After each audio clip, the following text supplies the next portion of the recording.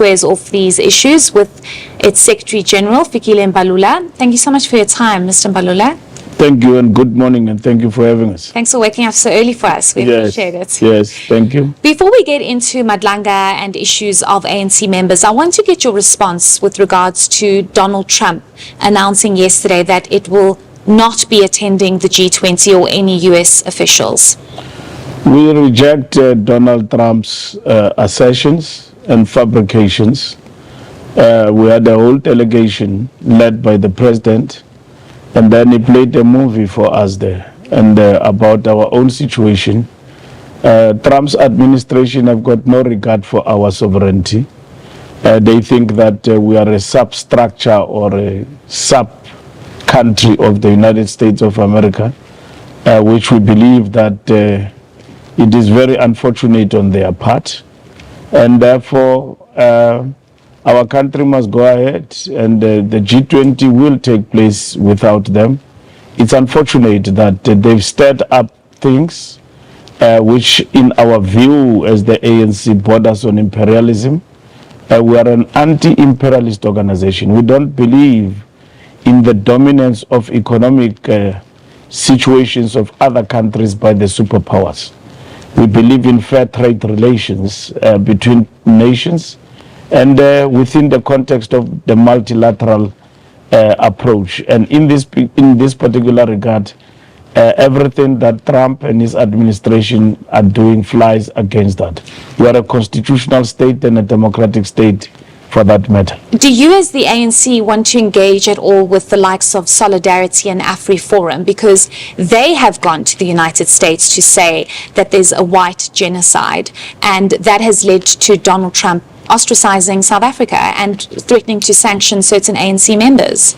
Those are a bunch of unpatriotic South Africans. When all failed, they said sanctions must be directed to the ANC.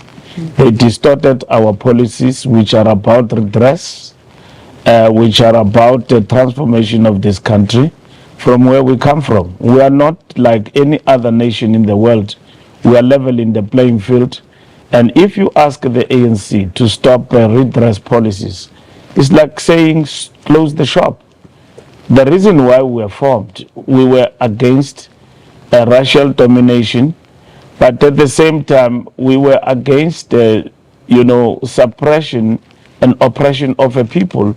And those people who were oppressed have now found their voice, and at the same time, we need to level the playing field. And it is reflected even in the structure of our economy that 30 years into democracy, as much as people talk about BEE, but in that BEE, the biggest beneficiaries continues to be those who even benefited before and more, and they continue to even benefit in the African continent. So in this particular instance, we believe that their own criticism of their own country doesn't make them South Africans. Many are saying what they have done is borderline treason. Do you agree with that? It is borderline treason, but it sort of met its partnership in Donald Trump, because it's not the first time that they've been trying this in the U.S. and the governments under different presidents in the United States, Republican or whatsoever, have always respected South Africa's sovereignty. For the first time in a democratic dispensation, that we are met with this, persecution by an administration which we thought would have looked at South Africa differently, even if they might have their own, issues and so on. But they will treat this country as a democratic country and a sovereign state. So what do you do as the ANC, especially within the context of your GNU partners, that have a very different stance also when it comes to relations with the United States? What are you going to do? Have you discussed this as the ANC? We have discussed this, and we have encouraged our government, which it has done so, to engage, which is what they are doing with the United States of America. And we welcome the efforts led by the president I think there were mixed views about President going to the US, and as the ANC, we said it is correct. A president of a country will stand up for his nation, and not for begging, but to put the record across. And we think in this instance, history will absolve the president and leading the government and the stance they have taken in restoring, relations between South Africa and the United States of America. So will you as the ANC reach out to the United States? I'm trying to understand what happens. G20 is next week. Or do you just leave it as is and let Donald Trump think and do what he wants? A government has done all what it could do with regard to G20. We expect a whole lot of leaders in our country. And the G20, we believe, will continue with or without Donald Trump. Okay. Donald Trump represents everything that is wrong about a multipolar world we are advocating for. Okay, let's move over to other pressing issues within the ANC. Did you deny the offer by Senzo Mchunu to step aside, and why? Let me correct that. It is incorrect that we denied. And at the same time, I see your headline you are running with. It says that the ANC rejected. It didn't. I explained here in your show. I'm doing it again for the second time. I did explain that position in a press conference of the ANC. Coming from the NEC, the ANC has got a step-aside rule which relate to members of the ANC who are appearing before courts to actually step aside. When it comes to matters of integrity, we deferred that to the Integrity Commission. I did report that Senzo appeared voluntarily before the Integrity Commission. There was no way that the NEC or its structure, the NWC, could have taken a decision for him to step aside. Should he have done what he has done voluntarily, we subjected that to Integrity Commission. That was even before the events have actually started. We look and do an evaluation of the events of Madlanga Commission weekly. And tomorrow we'll do the same.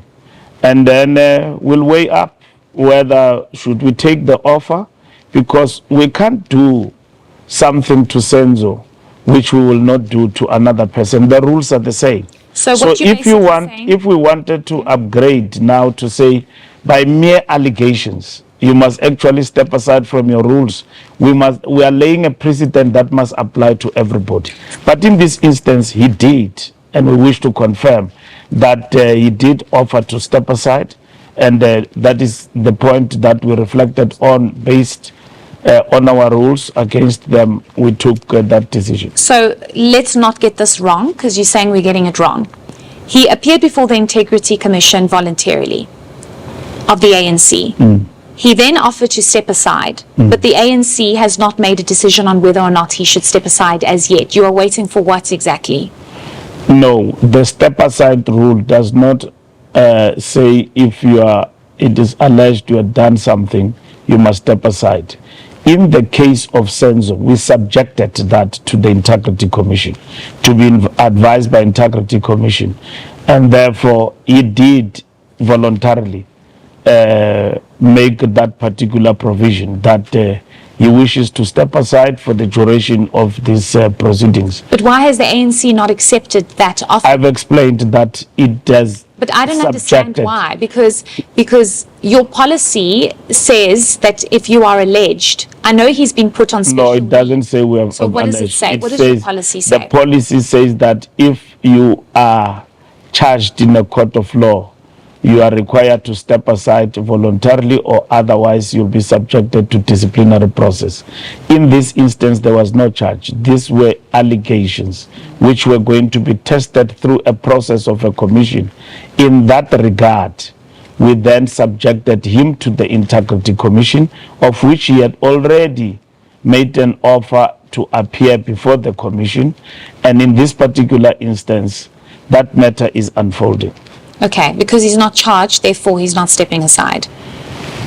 We wouldn't say anyone step aside on the allegations. And in this particular instance, these were allegations which are now before the commission. Senzo had made that offer. If the ANC decided that he must step aside on the basis of that, that will fly against our rules, but at the same time, it will lay a precedent that that will mean we've got to be consistent. In this instance, now that the commission have started and the Integrity Commission have not finalized its work that we have deferred to it to look at matters of integrity, it's up to the executive to decide what it does, because this commission does affect the ANC negatively. And Of course it does. There are serious implications here. And yeah, no, it does, because of individuals who happen to lead in the matters that have been dealt with before the commission. So the ANC will reflect on that and take a decision. What about Malusi Gigaba? Malusi Gigaba, it is also unclear to us whether he is charged or not charged. He was called by IDEC to appear before it, and that's where it ended. And so he did explain himself in public that he was not charged. Should he have been charged, I'm sure by now he would have stepped aside voluntarily. Okay, but are you monitoring that as the ANC to figure out if he is charged, then he will have to step aside? We are monitoring every individual who happen to be faced with such challenges and at the same time occupying a leadership role in the movement. So Malusi is no exception. So our rule of step aside have never had eyes. It has applied to everyone faced with such challenges when it comes to the African National Congress. There's still a lot of confusion. Maybe you can clarify. Is Brown Mokgotsi a member of the ANC? No, Brown Mokgotsi is not a member of the ANC. His membership has lapsed. And When if you did his allow me, membership lapse? 2020 somewhere there. And our branch have clarified that matter. Our province have clarified that matter. But even if that is not the case, the Constitution empowers the Secretary General to deal with matters of membership pertaining to individuals. So I've seen in the past that Secretary Generals, not just his role and responsibilities, but bona fides been questioned. That said, the fact is, he's not a member. Yes, he was a member of the ANC at some point, but his membership had lapsed. So the question the media asked is, what do you do with this member of the ANC? We said his membership had lapsed. He's not a member of the ANC. And that's what I explained. Secondly, I said, no member of the ANC must pride himself to be a member of the ANC with such a reportage of behavior of an individual who claim to be a member of the ANC and have done things in the name of the African National Congress. Unfortunately, those things may be fact, but at the same time, as things stand, as we speak, even at that moment when I reported, he is not a member. His membership has lapsed. And you distance yourself from Brown Mokgotsi and the claims that he is making regarding certain ANC members? I have not heard Mokgotsi's claims. They are yet to come before the commission. All what has happened is people implicating him in serious matters that border on interfering and at the same time undermining the rule of law. As to what he will say against those implications and the claims individuals have made, it's up to him. The ANC has got nothing to do with that, including the things at some point that he has said himself about the ANC and his dealings with individuals who are incarcerated for serious criminal charges.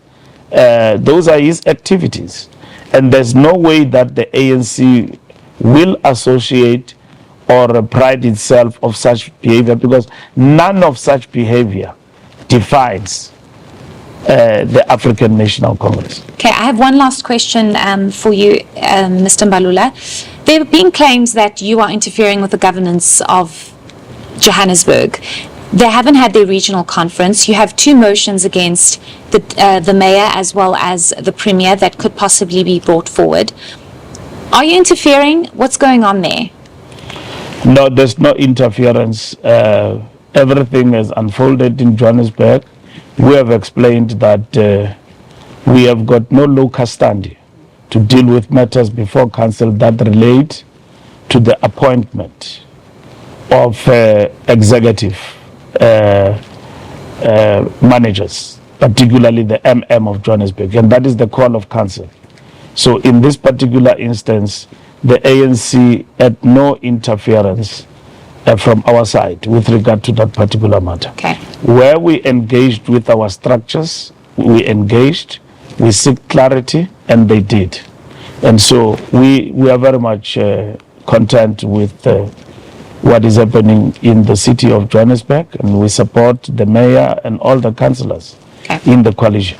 This will be my last question. What is the status of the GNU? You had a retreat. We're hearing about Dion George wanting to, the DA wanting to replace Dion George. We also have the medium-term budget policy statement next week. You obviously had to come to an agreement because we don't want a mess from the national budget that we had. Is the GNU stable? Are you aware of the DA wanting to remove Dion George? I met with members individually of the GNU, but over and above that, there was a meeting of leaders of political parties which are in the GNU. They are yet to report back to us, particularly those who run the organization in terms of their own discussions. The ANC will receive that report tomorrow in relation to those discussions, but they are mandated discussions.